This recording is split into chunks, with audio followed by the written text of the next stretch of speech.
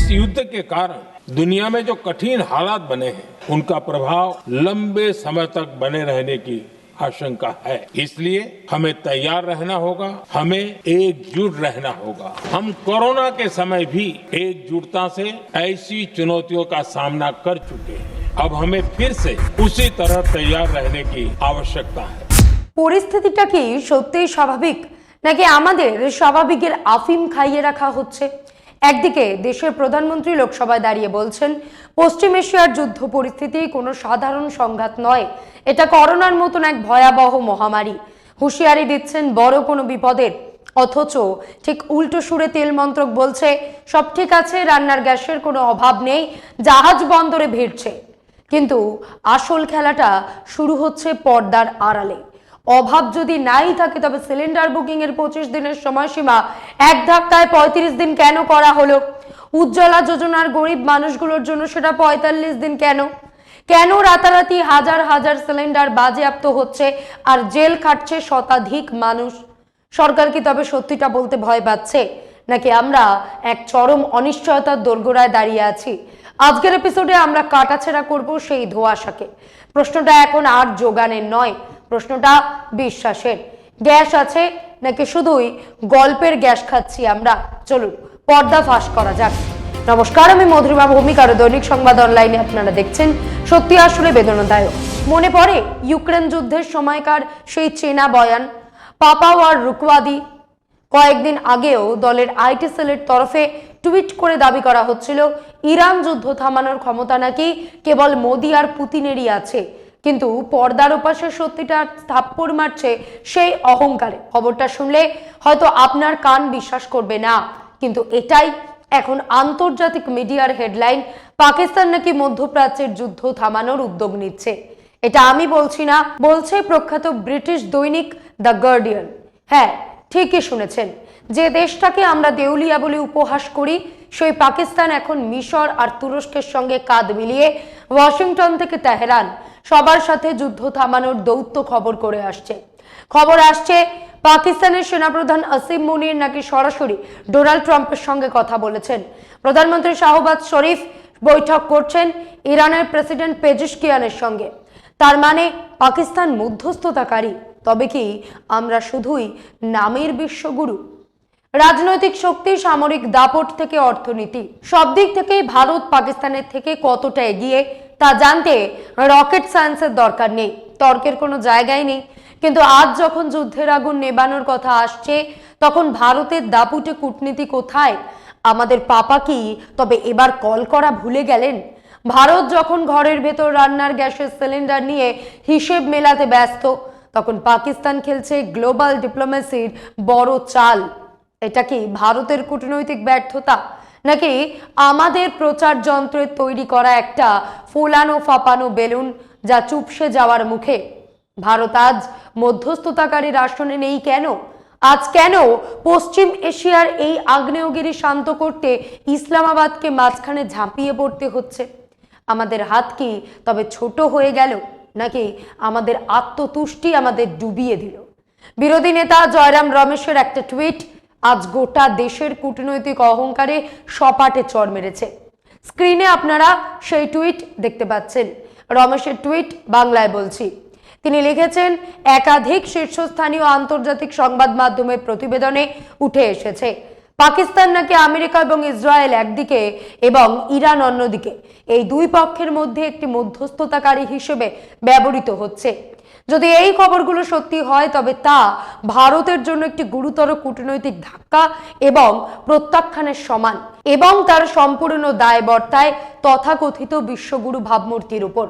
গত এক বছরেরও বেশি সময় ধরে এটা স্পষ্ট যে অপারেশন সিন্দুরে ভারতের সামরিক সাফল্য নিঃসন্দেহ হলেও তার পরবর্তী পর্যায়ে মোদী সরকারের তুলনায় পাকিস্তানের কূটনৈতিক সক্রিয়তা এবং বয়ান নির্মাণ অনেক বেশি কার্যকর এবং সুসংগঠিত হয়েছে। যে পাকিস্তান রাজনৈতিক, সামাজিক, অর্থনৈতিক এবং আন্তর্জাতিক স্তরে এক গভীর সংকটে ছিল, তারা এখন যেন নতুন করে ঘুরে দাঁড়ানোর সুযোগ পেয়েছে। ডোনাল্ড ট্রাম্প বারবার উষ্ণ অভ্যর্থনা জানিয়েছেন সেই ব্যক্তিকে যার উস্কানিমূলক এবং উত্তেজক বক্তব্য 2025 সালের 22শে এপ্রিল পেহেলগাঁও সন্ত্রাসী হামলার প্রেক্ষাপট তৈরি হয়েছিল।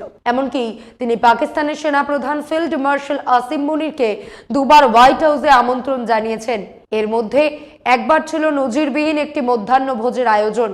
পাকিস্তানের ক্ষমতা কাঠামো ইতিমধ্যেই ট্রাম্পের ঘনিষ্ঠ মহলের সঙ্গে একটি স্বচ্ছন্দ সম্পর্ক গড়ে তুলেছে। এই প্রেক্ষাপটে নরেন্দ্র মোদীর ইসরায়েল সফর, যা শেষ হয়েছিল ঠিক দুদিন আগে, যখন আমেরিকা এবং ইসরায়েল ইরানের উপর আকস্মিক বিমান হামলা শুরু করে, ভারতের রাজনৈতিক ইতিহাসে এক মারাত্মক ভুল সিদ্ধান্ত হিসেবে চিহ্নিত হয়ে থাকবে।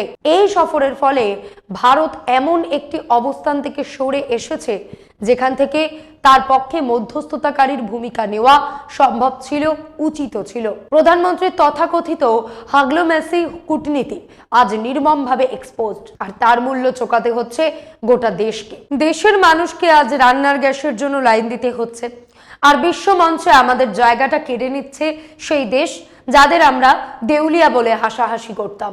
এর চেয়ে বড় পরিহাস আর কি হতে পারে? আসল খেলাটা এবার বোঝা যাচ্ছে।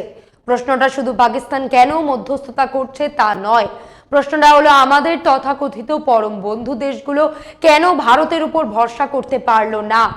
আমাদের রাষ্ট্রীয় ইকোসিস্টেম তো ইসরায়েলকে ফাদারল্যান্ড বানিয়ে ছেড়েছে, তাহলে ট্রাম্প বা ইসরায়েল আজ ভারতের বদলে কেন তুরস্ক আর পাকিস্তানকে বেছে নিল?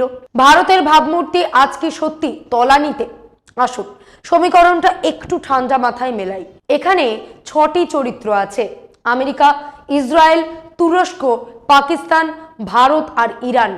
আমেরিকা আর ইসরায়েল না হয় পাকিস্তানের কাছে গেল, কারণ তারা তাদের পুরনো গুটি, কিন্তু সবচেয়ে বড় ধাক্কাটা দিয়েছে ইরান। যে ইরান একসময় ভারতের ঘনিষ্ঠ সহযোগী ছিল, তারা আজ ভারতকে ডাকছে না কেন? এর পেছনের কারণটা কিন্তু লুকোনো রয়েছে আমাদের মানি ব্যাগে আর রান্নাঘরে। কয়েক বছর আগের কথা ভাবুন, ইরানের ন্যাশনাল পেট্রোলিয়াম কোম্পানির অ্যাকাউন্ট থাকতো কলকাতার ইউকো ব্যাংকে। ভারত ইরান থেকে তেল কিনতো আর তার দাম মেটাতো সরাসরি ভারতীয় টাকায়। ডলারের কোনো গল্প ছিল না। আমাদের জ্বালানি নিরাপত্তা ছিল শতভাগ সুনিশ্চিত। কিন্তু আজ পরিস্থিতি বদলে গেছে। এই গোটা যুদ্ধের কারিগর হলো এনার্জি বা শক্তি। আজ যে আপনার ঘরের গ্যাসে রান্না হচ্ছে না বা বুকিংয়ের সময়সীমা বাড়ছে, তার শেকড়টা এখানে। ইরান থেকে সেই সহজ পথে সস্তায় তেল কেনার রাস্তাটা আমরাই কি সচেতনভাবে বন্ধ করে দিয়েছি? বন্ধুত্বের বদলে আমরা কি কেবল মার্কিন চাপের কাছে নতি স্বীকার করলাম? ইরান দেখছে ভারত আজ আর সেই স্বাধীন বিদেশ নীতি নিয়ে চলছে না, যে ভারত এককালে নিজের শর্তে বাণিজ্য করত, যে আজ অন্যের অঙ্গুলি হেলনে বন্ধু বদলাচ্ছে। ভারত আজ পৃথিবীর সবচেয়ে জনবহুল দেশ, তার মানে আমাদের ক্ষুধার চেয়েও তেলের খিদে অনেক বেশি। একবার ভাবুন, আমাদের কি চমৎকার একটা সেটিং ছিল। পুরো পৃথিবী যখন ডলারের পেছনে ছুটছে, তখন ইরান আমাদের সঙ্গে ব্যবসা করত ভারতীয় টাকায়। কলকাতার ইউকো ব্যাংকে আমরা আমাদের টাকা জমা দিতাম, আর ইরান হাসি মুখে সেই টাকা নিয়ে আমাদের তেল পাঠিয়ে দিত। ভারতের প্রতি সপ্তাহে 18টি তেলের ট্যাঙ্কার লাগে, তার মধ্যে 9টি আসে হরমুজ প্রণালী দিয়ে। তখন 9টির মধ্যে 3টি ট্যাঙ্কারই আসতো সরাসরি ইরান থেকে। প্রতি সপ্তাহে 3টে জাহাজ ভর্তি সস্তা জ্বালানি আমাদের অর্থনীতিকে চাঙ্গা রাখতো। এমন সোনার ডিম পাড়া হাঁসটাকে আমরা নিজের হাতে বলি দিলাম কেন? যখন সারা দুনিয়া তেলের ব্যারেল প্রতি কত ডলার দাম বাড়লো তা নিয়ে হাহাকার করছে, তখন ভারত কেন ইরানের সঙ্গে সেই টাকার বিনিময়ে তেলের চুক্তিটা বন্ধ করে দিল? ইরান আমাদের জন্য কতটা দরাজ ছিল ভাবতে পারছেন? তারা আমাদের মুদ্রাকে সম্মান দিয়েছিল, যা চীন বা আমেরিকাও দিতে চায় না। পাশের দেশ বাংলাদেশও দিতে চায় না। আমরা বিশ্বের অন্যতম বড় এলপিজি আমদানিকারক দেশ। এই আমদানির বড় অংশ আসে সৌদি আরব, কাতার এবং আরব আমিরশাহী থেকে। এদের সাপ্লাই রুটের বড় অংশই আসে হরমুজ দিয়ে। পরের বার যখন তেলের দাম বাড়বে বা গ্যাসের সিলিন্ডারের লাইন আরো বড় হবে, তখন আয়নার সামনে দাঁড়িয়ে নিজেকে এই প্রশ্নটা অবশ্যই করবেন, আমরা কি বিশ্বগুরু হওয়ার ইঁদুর দৌড়ে নিজেদের সবচেয়ে কাছের এবং লাভজনক বন্ধুটাকেই হারিয়ে ফেললাম? ইরানের সঙ্গে ভারতের সম্পর্কটা কোনো নতুন প্রেমের গল্প ছিল না, ওটা ছিল বহু পুরনো পরীক্ষিত এক ভরসা। কিন্তু কি হলো তারপর?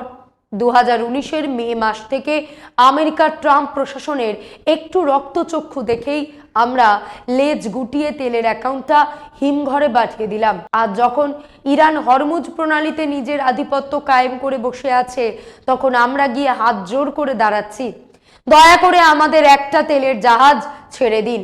সপ্তাহে আমাদের 18টা জাহাজ লাগে। একটা জাহাজ তো ক্ষুধার্ত বাঘের মুখে মুরগির মতো।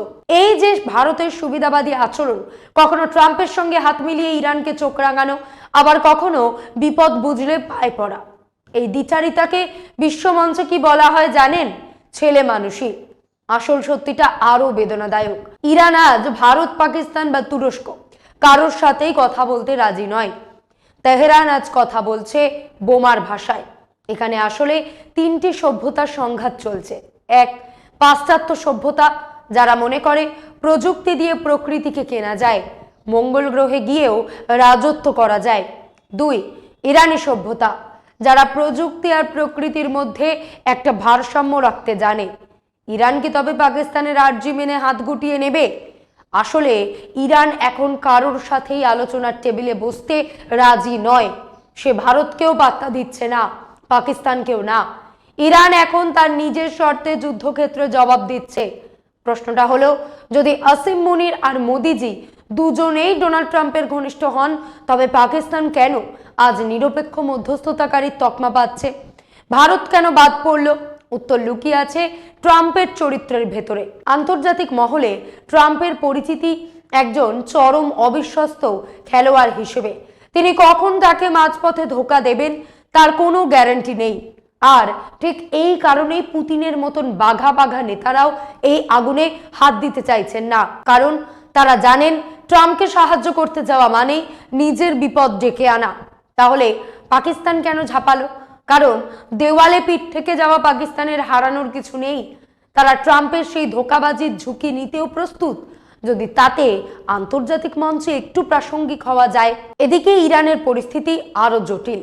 খামেইনিকে হারানোর পর তাদের কমান্ড সিস্টেম এখন বিকেন্দ্রীকৃত। 31 জন আলাদা আলাদা কমান্ডার এখন 31টি জায়গা থেকে হামলা চালাচ্ছে। ট্রাম্প এখন দিশেহারা। আর ভারত আজ এক অদ্ভুত দোটানায়। একদিকে আমরা বিশ্বগুরু সাজতে চাই, আবার অন্যদিকে আমরা আমেরিকার সেই অবিশ্বস্ত বলয়ের এমন গভীরে ঢুকে পড়েছি যে ইরান আমাদের উপর থেকে পুরোপুরি আস্থা হারিয়েছে। শেষমেশ দাবার বোর্ডে পাকিস্তান গুটি হয়ে নামলেও ভারত কিন্তু দর্শক গ্যালারিতে বসে স্রেফ হাততালি দিচ্ছে। এটা কি আমাদের কূটনীতির জয়, নাকি চরম আত্মতুষ্টির ফল? খেলার ছকটা এবার বুঝুন। ইরান এখন এতটাই মারমুখী যে ডোনাল্ড ট্রাম্পের মতন বাঘা খেলোয়াড়ও ছুটে বেড়াচ্ছেন। কেন জানেন? কারণ ট্রাম্পকে কেউ বিশ্বাস করে না। ট্রাম্প চাইছেন কেউ একজন মাঝখানে এসে সমঝোতা করুক, কিন্তু বড় কোনো দেশ এই আগুনে হাত দিতে রাজি নয়। কারণ সবাই জানে ট্রাম্প আজ যা বলবেন কাল তা অস্বীকার করবেন। পাকিস্তান এই মরণ ফাঁদে পা দিয়ে ট্রাম্পের কোলে গিয়ে বসেছে। অবশ্য ভারতও কম চেষ্টা করেনি। গত এক সপ্তাহ ধরে আমাদের প্রধানমন্ত্রী কুয়েত, ওমান সবার সাথে কথা বলেছেন। অনেকেই ভেবেছিল ইসরায়েল আর আমেরিকা ইরানকে তুড়িতে উড়িয়ে দেবে, কিন্তু মাত্র 25 দিনেই ছবিটা বদলে গেল।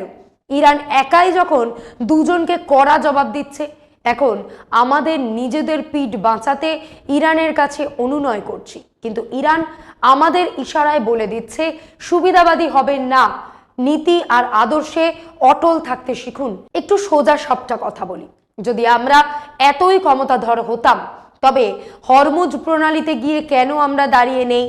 আপনি যাকে নিজের পরম বন্ধু ট্রাম্প বলে জড়িয়ে ধরেছিলেন, যার জন্য নমস্তে ট্রাম্প আয়োজন করে গদগদ হয়েছিলেন, আজ দেখা যাচ্ছে ট্রাম্পের কাছে আপনার চেয়েও বেশি দামি হলো পাকিস্তান আর তুরস্ক। ভেবে দেখুন, এই তুরস্ক আর পাকিস্তানই তো আমাদের দেশের উপর ড্রোন হামলা চালিয়েছিল। আর আজ যখন ট্রাম্পের পিঠ থেকে গেছে, আপনাকে পাত্তা না দিয়ে দৌড়ে যাচ্ছেন সেই তুরস্ক আর পাকিস্তানের কাছে। তাহলে ট্রাম্পের কথায় আমরা কেন অপারেশন সিন্দুরে সিজফায়ার মানতে গেলাম? আমেরিকা ইরানকে জঙ্গি তকমা দিল, আর আমরাও সুরসুর করে তাদের থেকে সস্তায় তেল নেওয়া বন্ধ করে দিলাম। যে ইরান আমাদের টাকা গ্রহণ করত, যে টাকা পাশের দেশ বাংলাদেশও নিতে চায় না, সেই ইরানকে আমরা মাঝপথে ছেড়ে দিয়ে আমেরিকার কোলে বসলাম। সিবিএসই বোর্ডের দ্বাদশ শ্রেণীর ভূগোলের ৮ম অধ্যায়টা একবার খুলে দেখুন, সেখানে পরিষ্কার লেখা আছে হরমুজ প্রণালী ভারতের জ্বালানির জন্য কতটা গুরুত্বপূর্ণ। দেশের নীতি নির্ধারকরা কি তবে স্কুলের পাঠ্য বইটাও পড়েননি? ইরান তার দরাজ স্বভাব দেখিয়ে আমাদের জাহাজ বার করে দিচ্ছে ঠিকই, কিন্তু আমাদের মেরুদণ্ডহীনতা আজ বিশ্বের সামনে নগ্ন হয়ে গেছে। জ্যামিতির সাধারণ নিয়ম বলে দুটো বিন্দুর মধ্যে সরল রেখাই হলো সংক্ষিপ্ততম পথ। আমরা সোজা পথে ইরানের বন্ধু না থেকে ঘুরপথে আমেরিকার দালালি করতে গিয়ে আজ নিজেদের গাড্ডায় ফেলেছি। লাভ খুঁজতে গিয়ে আজ আমরা নিজেদের অস্তিত্ব আর সম্মান দুটোই খুইয়েছি। আজ আমেরিকার পাল্লা ভারী বলে তার পায়ে তেল দেওয়া, কাল ইরানের তেলের দরকার বলে তার কাছে হাত জোর করা। আমাদের কূটনীতি আজ এই জায়গায় এসে নেমেছে। ট্রাম্পের অবস্থাটা আরো শোচনীয়। ডোনাল্ড ট্রাম্পকে আজ তার নিজের দেশের মানুষও বিশ্বাস করে না, এমনকি তার নিজের বিদেশ মন্ত্রী বা জেনারেলরা পর্যন্ত মধ্যস্থতা করতে এই আগুনের কুণ্ডে নামতে চাইছে না। অবস্থা এতটাই বেগতিক যে ট্রাম্পকে শেষমেশ নিজের জামাই জ্যারেড কুশনারকে পাঠাতে হচ্ছে। ভাবুন তো, যে দেশের বিদেশ নীতি নিজের জামাইয়ের উপর ভরসা করে চলে, সেই দেশের উপর বাজি ধরে আমরা আমাদের পুরনো বন্ধুকে দূরে ঠেলে দিলাম। পাকিস্তান হয়তো সাময়িকভাবে প্রাসঙ্গিক হয়ে উঠছে, কিন্তু ভারত যা হারিয়েছে তার নাম হলো বিশ্বাসযোগ্যতা। ইরান কেন আজ কাউকে বিশ্বাস করছে না জানেন? কারণ ইরানের সাথে ট্রাম্পের বিশ্বাসঘাতকতার ইতিহাস দীর্ঘ। মাত্র ৮ মাস আগে ট্রাম্প ঘোষণা করেছিলেন বোমা মেরে তিনি নাকি ইরানকে সপ্তদশ শতাব্দীতে পাঠিয়ে দিয়েছেন। ইরান নাকি শেষ, তাহলে ৮ মাস পর আবার কেন হামলা চালাতে হচ্ছে? আসলে আলোচনার টেবিলে বসে শান্তির কথা বলা আর পেছন থেকে ছুরি মারা, এটাই ট্রাম্পের পুরনো খেলা। তুরস্ক থেকে কাতার যারা মাঝখানে পড়ে মধ্যস্থতা করতে গিয়েছিল, ট্রাম্প প্রত্যেককে ধোঁকা দিয়েছেন। আর সেই আগে ইরান কিন্তু কাতার বা ওমানের উপরও বোমা ফেলতে দ্বিধা করেনি। এখন সেই আগুনের খেলায় নেমেছে পাকিস্তান। আমাদের সরকার যখন নিজেদের ধুরন্ধর প্রমাণ করতে ব্যস্ত, তখন দেখা যাচ্ছে আসল ধুরন্ধর সেজে বসে আছে পাকিস্তান। আমরা কি তবে এমন একজনের পাল্লায় পড়লাম যার কোনো মিত্র নেই, আছে শুধু স্বার্থ? পাকিস্তান আজ যে মরলিপনা দেখাচ্ছে তা হয়তো তাদের কাল হয়ে দাঁড়াবেই। ইরান আজ সারা পৃথিবীকে এক চরম পাঠ দিচ্ছে, যাকে ইংরেজিতে বলে শো ভার্সেস সাবস্ট্যান্স। আমরা গত কয়েক বছর ধরে শুধু শো বা দেখনদারি দেখিয়েছি, বড় বড় ভাষণ, ক্যামেরার সামনে হাগলোম্যাসি আর ফপা স্লোগান, কিন্তু ইরান দেখালো সাবস্ট্যান্স বা আসল শক্তি কাকে বলে। পাকিস্তান এখন খুশিতে ডগমগ। তারা ভাবছে রাষ্ট্রপুঞ্জ যা পারেনি তারা তা করে দেখাবে।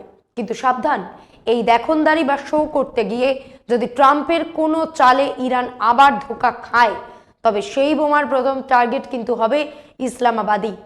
সবশেষে জরুরি প্রশ্ন, ফাপা তর্জন গর্জনের দিন শেষ, আমরা কি শিখবো নাকি আবারও কোনো নতুন স্লোগানের আড়ালে নিজেদের আসল চেহারাটা লুকিয়ে রাখবো? ভাবুন, ভাবাটা জরুরি, কারণ দেশটা আপনার।